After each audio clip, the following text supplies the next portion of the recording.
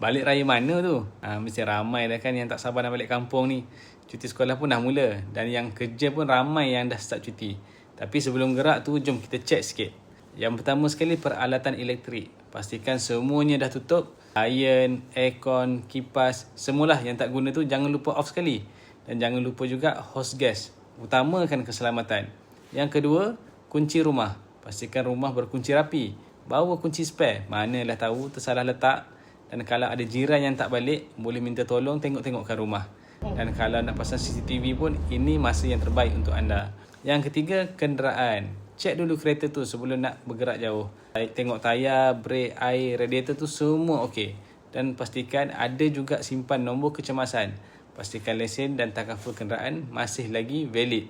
Dan yang keempat, pastikan kesihatan dan perlindungan anda. Jalan raya bukan tempat yang selamat. Pastikan diri dan family anda ada perlindungan dan kesihatan. Balik kampung nanti mesti jumpa ramai orang. Lebih-lebih lagi anak kecil tu kita kena bagi perhatian yang lebih. Ada satu bonus untuk anda.